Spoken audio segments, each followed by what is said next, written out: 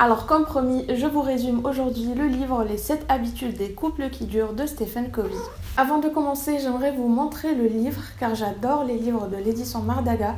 Je trouve la qualité excellente et la mise en page ainsi que la structure du livre garantissent une agréable lecture et une meilleure assimilation des enseignements. Pour chaque chapitre, vous avez des explications avec beaucoup d'exemples et à la fin, une partie entraînez-vous avec l'habitude avec des exercices à faire pour concrétiser les acquis.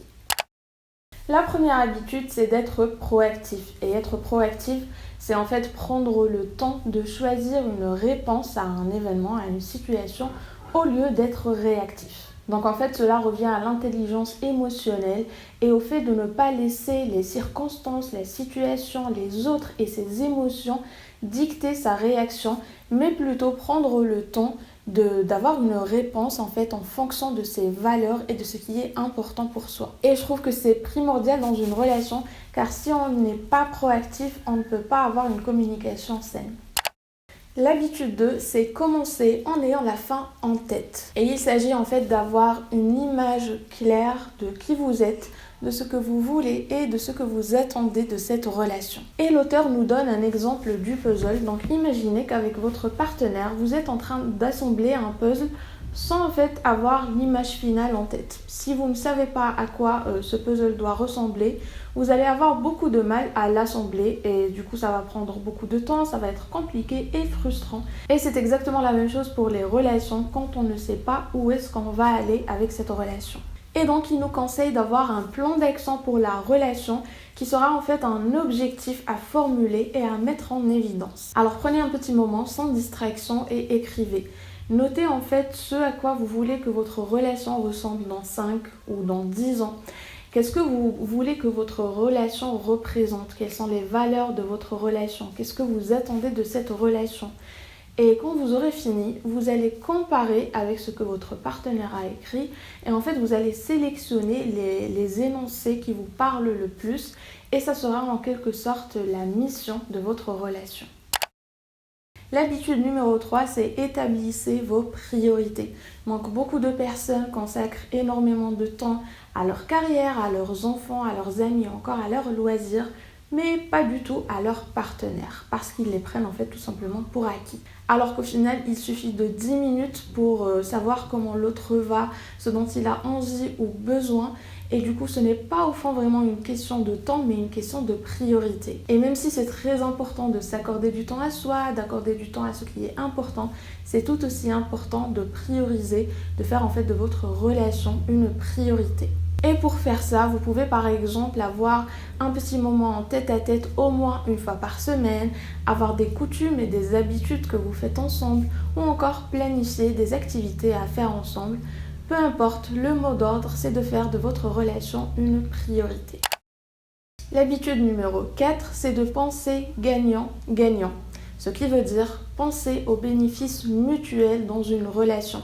Car si l'un perd, c'est aussi une perte pour l'autre. L'auteur dit que les relations ont des comptes bancaires émotionnels et donc on peut faire des dépôts et des retraits dans le compte émotionnel de l'autre. Et pour avoir une relation stable, il faudrait faire au moins 5 dépôts pour chaque retrait. Donc faites une petite analyse de votre relation et estimez à peu près combien de dépôts et de retraits vous faites par jour pour votre partenaire. Et si la balance n'est pas très bonne, vous pouvez penser à ce que vous pouvez faire comme dépôt et aussi aux retraits que vous pouvez éviter. Et donc un dépôt, ça pourrait être le fait d'être attentif, le fait d'apporter un petit snack à son partenaire pendant qu'il bosse, le fait de lui envoyer un texto gentil, le fait de faire des compliments.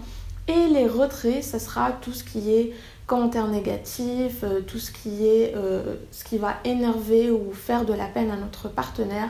Et des fois, il nous arrive de faire quelque chose en pensant que c'est un dépôt alors que c'est un retrait pour l'autre. Donc c'est très important également d'en discuter et de savoir quels sont les dépôts et les retraits pour l'autre. La 5e habitude, c'est de chercher d'abord à comprendre, ensuite à être compris. La clé, c'est d'écouter d'abord et seulement quand votre partenaire se sent compris, vous pouvez parler. Et vous avez en fait 3 points clés à respecter afin de pouvoir écouter convenablement et comprendre votre partenaire. La première, c'est de ne pas donner des conseils. La seconde, c'est de ne pas parler de vous. Et la troisième, c'est de ne pas critiquer. Et j'aimerais vous lire un petit passage concernant ce chapitre-là. Dans notre souci, ancré dans notre culture de régler les situations, de résoudre au plus vite les problèmes, nous négligeons souvent de prendre un petit peu de recul ou de hauteur car nous n'avons aucune patience pour les histoires de l'un et de l'autre. L'histoire complexe de la lutte, de la souffrance, de la perte et de la réussite qui est propre à chacun de nous. Nous pensons savoir déjà tout cela. Les experts disent, l'une des plus grandes difficultés à construire des relations, c'est que nous ne pouvons pas toujours voir clairement ou entièrement ce qu'il y a dans le cœur, l'esprit et l'expérience de l'autre personne. C'est particulièrement difficile dans le couple où en se basant sur 1 ou 2 années d'expérience, ou parfois même quelques mois seulement, nous pensons connaître complètement notre partenaire. Dès lors, nous rejetons, contournons et fermons nos oreilles aux histoires de l'autre. Au lieu de nous écouter l'un l'autre, nous nous isolons et isolons nos enfants des conflits. Il en résulte un déficit d'empathie. Et donc, pour pratiquer l'écoute empathique, essayez d'identifier le sentiment que votre partenaire exprime au-delà des mots. Et ensuite, essayez de reformuler avec vos propres mots le contenu de ce que l'autre vient de vous dire afin de vous assurer que vous avez bien compris. Et quand c'est à votre tour de vous exprimer, assurez-vous dans un premier temps de faire attention à votre langage corporel, à votre ton. Et ensuite, ne vous exprimez pas avec des attaques. Donc par exemple, ne dites pas tu me mets à l'écart, dites plutôt je me sens exclu. Pour l'habitude numéro 6, c'est créer une synergie. Et la synergie, ça veut dire que 1 plus 1 est égal à 3. Je préfère vous lire l'explication de l'auteur qui dit « Permettez-moi d'illustrer cela. Si vous prenez une pièce de bois de 10 cm sur 20, elle supportera jusqu'à 100 kg sans se briser. Mais lorsque vous collez ensemble 2 pièces de bois de ces mêmes dimensions, elles peuvent supporter plus de 300 kg. Pourquoi ? Parce que le lien établi en les collant ensemble leur donne plus de force qu'en les prenant chacune isolée. Et la synergie au sein du couple en fait englobe tout ce qui fait partie de la relation. Donc ça peut être gérer l'argent, éduquer les enfants ou encore favoriser l'intimité. Et au lieu de moi je le fais à ma manière et toi tu le fais à ta manière, on va essayer de trouver une meilleure façon de faire ensemble qui sera bien meilleure que nos 2 manières de faire combinées. Notre 7e et dernière habitude, c'est affûter votre regard. Et cela consiste à renouveler et renforcer régulièrement les 4 dimensions de la vie qui sont le corps, le cœur, l'esprit et l'âme. Donc ça signifie tout simplement prendre soin de soi dans tous les aspects. Et d'ailleurs, quand vous vous sentez bien, ça ne peut qu'être bénéfique pour votre relation.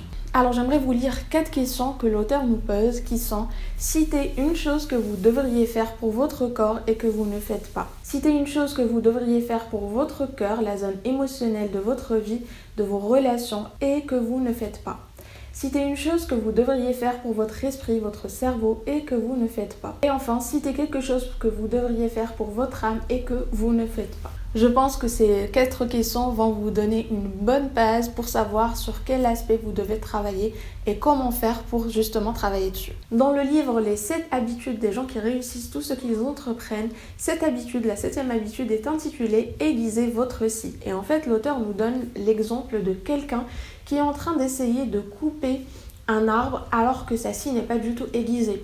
Et du coup, ça lui prend des heures et il est épuisé. Et quand on lui conseille d'aiguiser sa scie, il répond qu'il n'a pas le temps. Or, s'il aiguisait sa scie pendant un petit moment, cela va lui économiser des heures et beaucoup d'énergie. Et en fait, c'est ce qui arrive généralement avec les relations, comme ce monsieur qui s'acharne sur cet arbre, on s'acharne sur nos relations avec une scie qui n'est pas aiguisée. Et là, la scie, c'est nous-mêmes, notre bien-être. Donc on va s'acharner, vouloir améliorer notre relation, la rendre meilleure, plus saine, alors qu'on ne prend pas soin de soi. Tandis que si on prenait un petit moment pour prendre soin de soi dans les 4 dimensions dont on a parlé, ça ne peut qu'être bénéfique pour notre relation et elle ne sera que meilleure. Dans une relation, tout le monde a envie de se sentir respecté, en sécurité et aimé. On a tous besoin en fait de se sentir protégé, soutenu, encouragé et désiré. Et ces 7 habitudes en fait vous aident à maintenir et à entretenir ça dans une relation. Donc voilà pour le résumé du livre Les 7 habitudes des couples qui durent. Je vous ai fait juste un petit résumé, le livre contient beaucoup plus d'enseignements que ça. J'espère vous avoir donné envie de le lire, de le découvrir. Moi j'ai adoré ma lecture et je vous le conseille vivement. Donc voilà, j'espère que notre vidéo vous a plu et on se retrouve la semaine prochaine pour une nouvelle vidéo.